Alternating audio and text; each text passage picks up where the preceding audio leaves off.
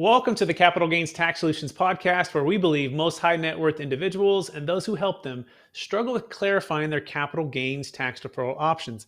Not having a clear plan is the enemy, and using a proven tax deferral strategy, such as the Deferred Sales Trust, is the best way for you to exit your real estate or business, all tax deferred. I'm your host, Brett Swarts. In each episode, I'm joined by some of the best real estate, financial, wealth, minds in the world, where they share their ideas, deal stories, and inspiration. So together we can make complex tax deferral strategies simple and passive income plans achievable. I am excited about our next guest. He is the founder of Investor Connect. And in fact, he started out as an angel investor, and he found it really difficult to really learn by doing, as the lessons can be hard and expensive. And so he really wanted to help people figure out a way to do it in a better way. He's a host of an amazing podcast called Investor Connect. As well, he is the founder of the 10 Capital Network out of the great state of Texas. And he has helped over 12,000 investors in its network, and has helped startups raise over $740 million. Please welcome to the show with me, Hall Martin. Hall, how are you doing? Doing great, Brett. Thanks for having me. Absolutely. Excited to get to know you a little bit better and share some of your wisdom with the audience. So would you start with just that first question? Tell us a little bit more about your story and your current focus. Sure. So my background is I started 3 angel networks in Texas back in the 2000s. They were the dinner club model, one in Austin, one in Waco at a university, and then one in a local county. And had a lot of fun with it. After 3 or 4 years, I decided to retire from my day job and start my second career. And I started the company called Texas Entrepreneurs Network. And we were helping Texas startups raise money from angel investors, accredited investors, because they needed help. I saw them coming into my room full of investors in the angel groups and pitching. 9% would go away. We would never hear from them again. 10%, though, came back, gave us updates, reminders, and built a little bit of a relationship. And they're the ones that raised most, if not all, the money. So I started the company under the name Texas Entrepreneurs Network because we wanted to show entrepreneurs how do you raise money from angel investors and help angel investors figure out which startups they should be supporting and funding. And then we kept growing the business, and eventually I needed more than just angel investors in Texas. So I recruited venture capitalists from the West Coast, East Coast, had a whole bunch of family offices join my network in about 2016, 17. And then in 2018, I started getting calls from outside of Texas saying, I want access to your investors. How do I do it? I'm in Seattle, Chicago, or somewhere else. And so we changed the name to 10 Capital. That's what 10 stands for, and started running our program around the U.S. instead of just around Texas. Excellent. Wow. Neat part of the story. We're going to dive into some of those particulars here in a minute, because it's inspirational to be able to help connect startups and people who want to grow as investors as well. But before we go there, Hall, I want to take a step back. And I believe we've all been given certain gifts in this life. Some people call them superpowers. Some people call them strengths. I believe they're God-given gifts. And I believe these gifts have been given to us so we can be a blessing and of help to others. So I'm curious, Hall, what's that 1 or 2 gifts that you believe maybe you were given, and how does that help how you help people today? I think my 2 main gifts are, one is empathy. I want to help and support others. I don't necessarily want to lead it. I want to support them in what they're doing. And the other is networking. I felt like I'm a good connector, a good networker. And in many of the jobs I did in my day job for 24 years where I worked before I did angel investing, that's what I did. I would go catalyze different groups, solve communication problems, get different groups together in order to achieve the strategic objectives of the company, and realize one day I'm just a networker. What can I do that will leverage more of my networking skill? And that's how I came to the 10 Capital model, which is we're helping connect or network investors and startups together. Excellent. And what's the most rewarding part of what you do? Seeing a successful connection made where something happens from it. A startup gets advice, an investor gets an investment, both get a return on their investment. Those are the things that are fun to make the project all worthwhile. Give us an example of a recent successful venture for the investor, the angel investor, and the startup. Great. So we have many companies coming in to raise funding. I have a company called Kiwi Tech that came in, and they're actually raising money from investors. And we went to one of our investor networks, and they were able to raise a substantial amount of funding for their company. and that company, that money is going to allow them to grow and go better. And the investor group was new to the story, and so they were very excited to get a good startup to invest in. So it was a win-win on both sides.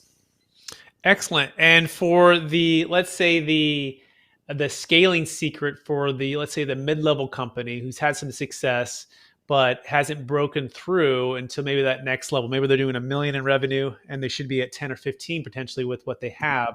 Give us kind of that type of story, right? Which is they've had success, but they haven't broken through. And then let's talk about how networking and the power of collaboration with what you provide is helping to do that. Sure. Just to show the story, there's seed funding, there's Series A funding, the $1 million company you talked about, and then Series B. And what you'll find is that what you must do at each level is different for your business. At the seed level, the entrepreneur is trying to convince the investor that he can sell the product, and that's what it's all about: is can you sell it? When you get to the Series A level, it's no longer about selling it. We know you can sell it. It's about growing the business. Can you grow it from $1 to $10 million?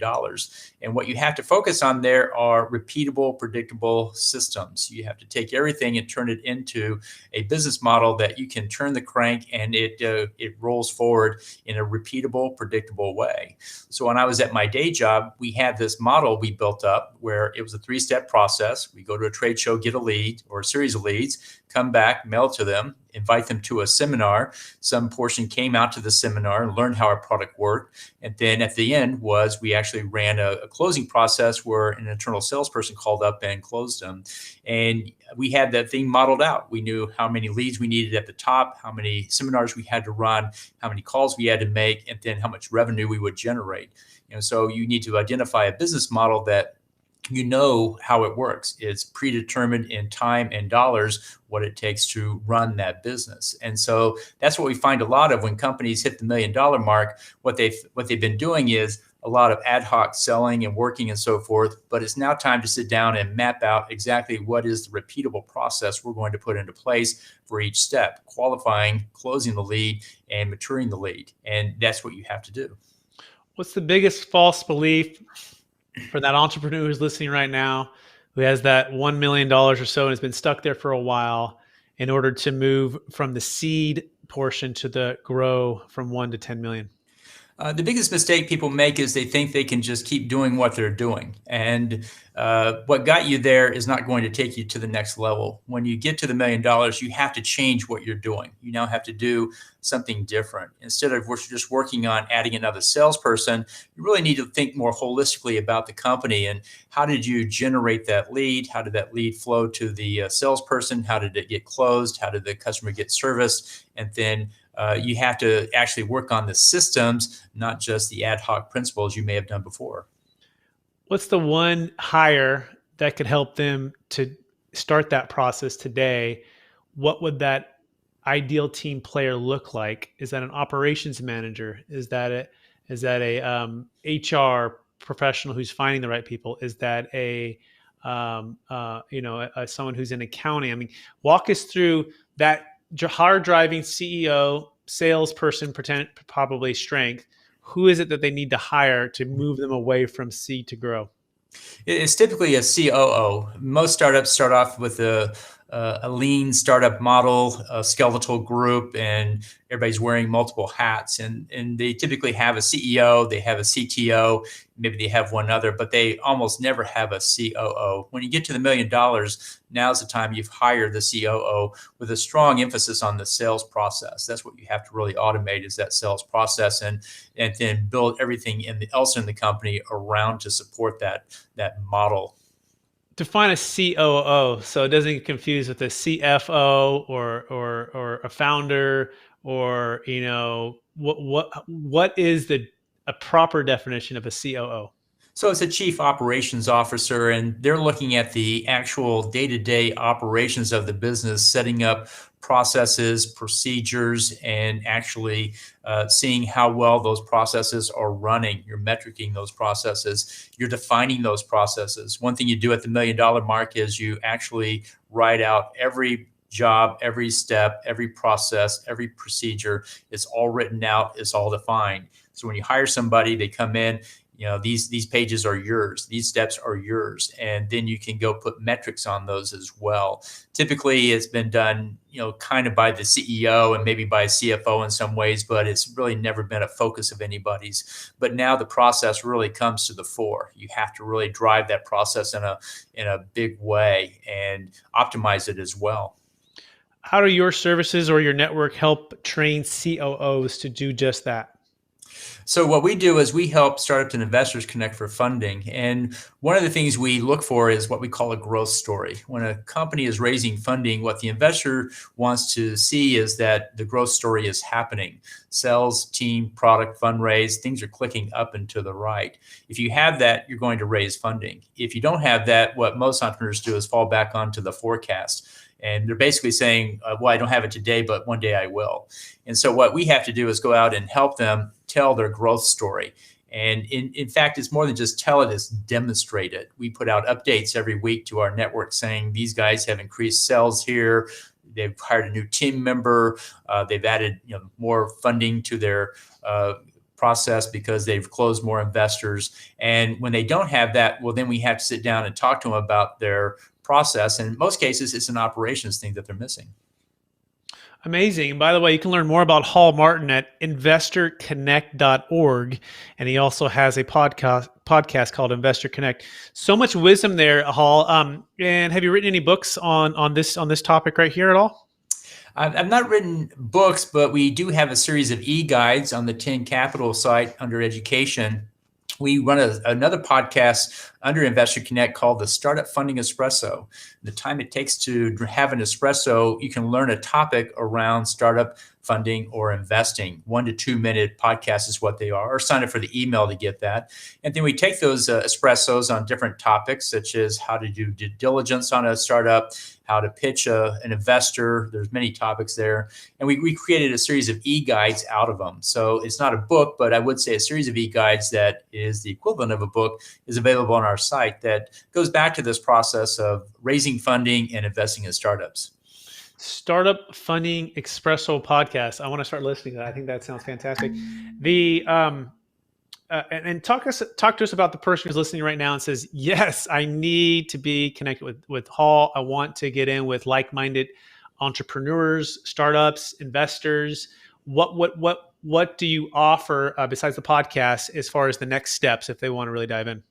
Sure. So on the 10 Capital site, that's 10capital.group, there's no .com on that, we have 2 pages, one for investors and one for startups. The one for the investors shows here's how you connect with us. For many of the deals that we're showcasing, there's no fee to it, but we do have some deals with early exits on it. We came out with a new model called 3X and 3, which basically says if you sign up with this term sheet, you'll get the option to have 3X your investment at year 3, or you forego that and you just take an equity position on the company. So we have people sign up for that to find those kind of deals that we are sourcing for them. And if you're a startup and you're looking for funding, you go to the startup page on 10 Capital, and there's a couple of options for how we can help you raise funding. Fundamentally, we're going out and making investor relations and introductions processes for you with our 12,000 investors. So we're going through that process that most people have to do by themselves. And when I ran the angel networks, I saw the most difficult part was you had to get the introduction, and then you had to keep the investor up to date. And so that's what we're helping them do. Excellent. Now we're doing a focus on capital gains tax as pertains to selling out of a highly appreciated business, such as a startup company, right? So curious, what's the biggest frustration, Hall, when it comes to capital gains tax deferral options as it pertains to a business owner selling his business? Well, that's always a challenge. Typically, investors have asked the startup to move from an LLC to a C corporation because the Delaware C is most favorable for the investor. And there's other advantages with the board and so forth. But when it comes time to sell, well, what most people will tell you need to do is get back to the LLC. And so because of the taxation issues are quite challenging in that matter. Along the way, there are tax advantages for the investor that they should know about, such as Section 1244. And that gives the investor the ability to take ordinary income deduction on losses rather than capital gains deductions. And what you'll find is that there's several of these tax advantages for startup investing that you should be aware of. The other one is the Section 1202. It reduces or eliminates taxes on gains from an exit. And so you might want to look at that. There are requirements around it. You have to be in the deal 5 years. It has to be an equity structure. But you'll find that there's many tax reducing elements because they're trying to encourage more investments into startups. Excellent. So Section 1244 is Section 1202. Take a peek at those, especially if you've been in 5+ years and you're selling an equity. Is that a fair summary? That's right. Those are the two big ones. Yes. Excellent. Moving to the lightning round. If you're ready, Sure. we can go. Great. So knowing what you know now, if you go back to your 25-year-old self, Hall, what's the one golden nugget you would make sure that you would do? Invest early, invest often. Don't wait for a better time in the market. Invest now. Just get in there and start making things happen. Excellent. Favorite book or most recommended book that you've given away in the past year? Mr. Monkey and Me. It's a book by Mike Smirklow about the mental side of starting a business. And just did a podcast on Mike and thought there's a real value in that because running a startup is hard. It's lonely, and there's a mental toughness you have to bring to it. And I don't think most entrepreneurs are aware of that. So Mr. Monkey and Me is a good one. Excellent. Favorite leadership quote or theme that you strive to live by?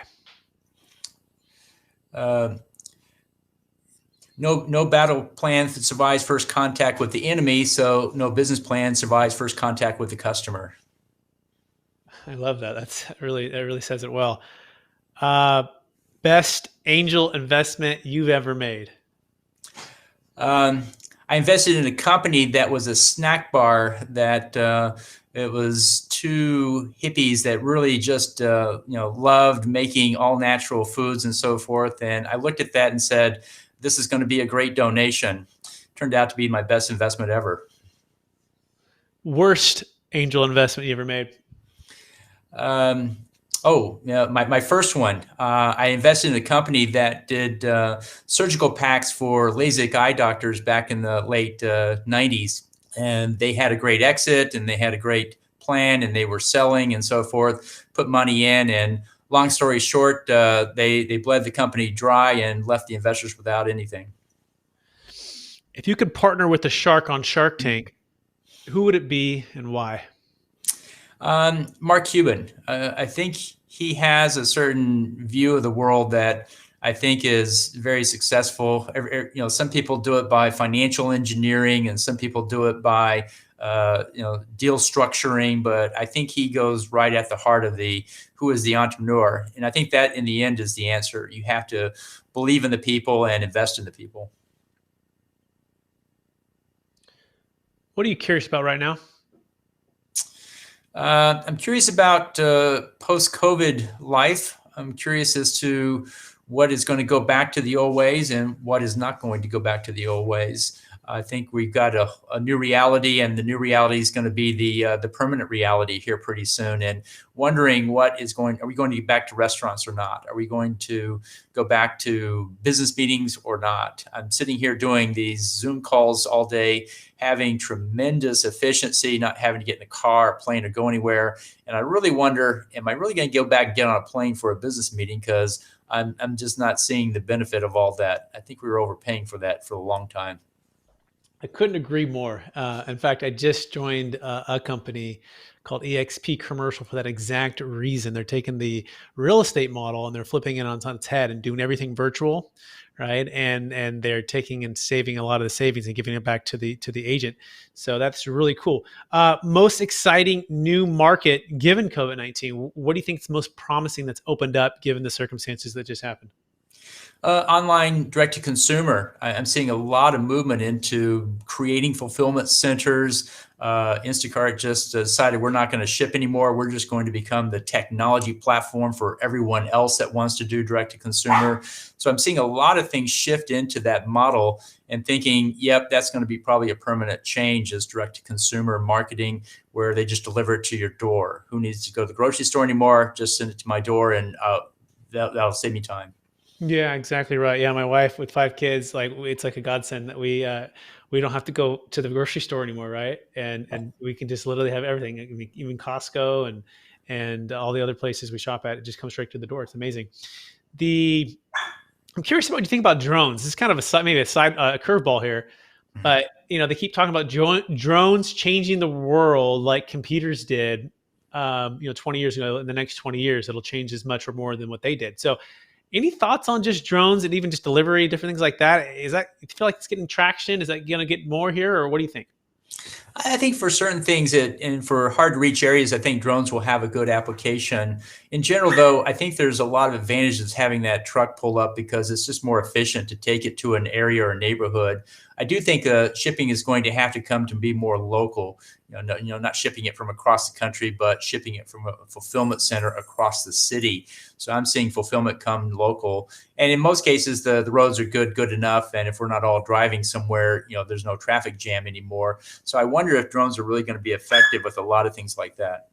Excellent. And this is the last question, Hall. And I appreciate you doing some little extra enlightening round, but they're just answers are so good. I had to just ask a few more.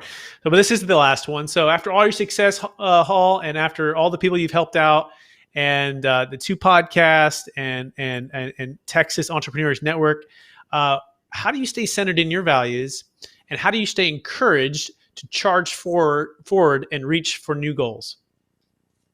It's just my life's passion to help people. And so I want to see entrepreneurs grow and succeed. I want to see them start businesses, generate wealth, and create jobs. And so, my father, he was a part of the SBA, Small Business Association, and he was always helping companies or, get up and running with loans. And whenever we drove around town, he'd point to a restaurant or a bar or a shop and say, "I helped fund that." And I always thought that was neat, to help a startup get up and running was what it's all about. And so that's what keeps us focused. Beautiful. Well, I want to encourage you to keep using the gifts and talents you've been given to help and support others, right? Who are networking, who are looking to network with entrepreneurs to grow in their investments and to fund their deals. Again, you can find more about Hall Martin at investorconnect.org. You can also go to 10. Is it 10? One more time. They can find you. 10capital.group. 10capital.group, and then Startup Funding Espresso podcast, and then the Investor Connect podcast. Hall, thank you so much for being on the show. Appreciate your time, and again, sharing so much wisdom with us in such a short period of time. And that wraps up another show of the Capital Gains Tax Solutions podcast. I also want to thank all of our listeners for listening. We couldn't keep going without your support. And remember, if you're struggling with capital gains tax on the sale of a business or real estate, you can go to capitalgainstaxsolutions.com, learn more about the Deferred Sales Trust, and please rate, review, subscribe. We so appreciate everyone who